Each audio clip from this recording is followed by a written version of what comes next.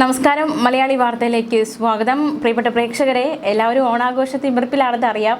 അപ്പോൾ മഴ മുന്നറിയിപ്പ് കൂടി നോക്കാം. പുതുക്കിയ മഴ മുന്നറിയിപ്പ് എന്തായാലും ആശ്വാസകരം. ഒരു ജില്ലകളിലും അലേർട്ട് നിലവിൽ പ്രഖ്യാപിച്ചിട്ടില്ല. നാളെയും അലേർട്ട് ഇല്ല.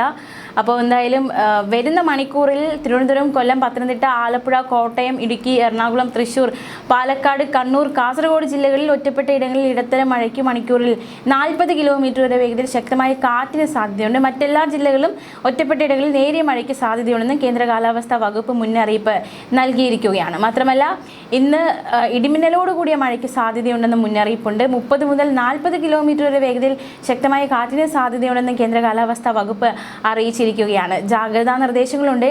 ഇടിമിന്നൽ അപകടകാരികളാണ്. അവ മനുഷ്യന്റെയും മൃഗങ്ങളുടെയും ജീവനും വൈദ്യുത ആശയവിനിമയ ശൃംഖലകൾക്കും വൈദ്യുത ചാലകങ്ങളുമായി ബന്ധിപ്പിച്ചിട്ടുള്ള വീട്ടുപകരണങ്ങൾക്കും വലിയ നാശനഷ്ടം സൃഷ്ടിക്കാറുണ്ട്. അപ്പോൾ ഇടിമിന്നൽ ജാഗ്രത ഉണ്ടായിരിക്കണം.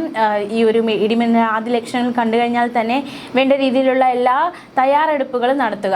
ഇനി കള്ളക്കടൽ ജാഗ്രതാ നിർദ്ദേശം നോക്കാം. കള്ളക്കടൽ പ്രതിഭാസത്തിന്റെ ഭാഗമായി തിരുവനന്തപുരം കാപ്പിൽ മുതൽ പൊഴിയൂർ വരെയും, കൊല്ലം ആലപ്പാട്ട് മുതൽ ഇടവ വരെയും, ആലപ്പുഴ ചെല്ലാന മുതൽ അഴീക്കൽ ജെട്ടി വരെയും ജില്ലകളിലെ തീരങ്ങളിൽ നാളെ രാവിലെ 8:30 മുതൽ 11:30 വരെ 0.9 മുതൽ 1.2 മീറ്റർ വരെ ഉയർന്ന തിരമാലകൾ കാരണം കടലാക്രമണത്തിന് സാധ്യതയുണ്ടെന്ന് ദേശീയ സമുദ്ര വിവര വിശകലന കേന്ദ്രം അറിയിച്ചിരിക്കുകയാണ്.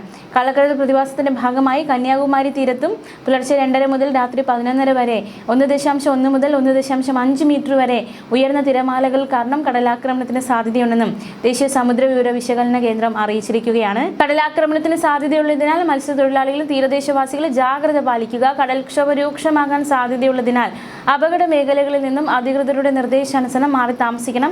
ചെറിയ വള്ളങ്ങളും ബോട്ടുകളും കടലിലേക്ക് ഇറക്കുന്നത് ഈ സമയത്ത് ഒഴിവാക്കേണ്ടതാണ്. കള്ളക്കടൽ പ്രതിഭാസത്തിനും ഉയർന്ന തിരമാലയ്ക്ക് സാധ്യതയുള്ള ഘട്ടത്തിൽ കടലിലേക്ക് മത്സ്യബന്ധന യാനങ്ങൾ ഇറക്കുന്നത് പോലെ തന്നെ അപകടകരമാണ് കരയ്ക്ക് അടുപ്പിക്കുന്നതും. അതിനാൽ തിരമാല ശക്തിപ്പെടുന്ന ഘട്ടത്തിൽ കടലിലേക്ക് ഇറക്കുന്നത് കരയ്ക്ക് അടുപ്പിക്കുന്നതും ഒഴിവാക്കേണ്ടതാണ്.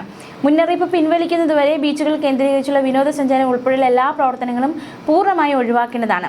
മത്സ്യബന്ധന യാനങ്ങളായ ബോട്ട്, വള്ളം മുതലായവ ഹാർബറിൽ സുരക്ഷിതമായി കെട്ടിയിട്ട് സൂക്ഷിക്കണം. വള്ളങ്ങൾ തമ്മിൽ സുരക്ഷിത അകലം പാലിക്കുന്നത് കൂട്ടിയിടിച്ചുള്ള അപകട സാധ്യത ഒഴിവാക്കാം. മത്സ്യബന്ധന ഉപകരണങ്ങളെ സുരക്ഷ ഉറപ്പാക്കണം. ബീച്ചിലേക്കുള്ള യാത്രകളും കടലിൽ ഇറങ്ങിയുള്ള വിനോദങ്ങളും പൂർണ്ണമായും ഒഴിവാക്കണം.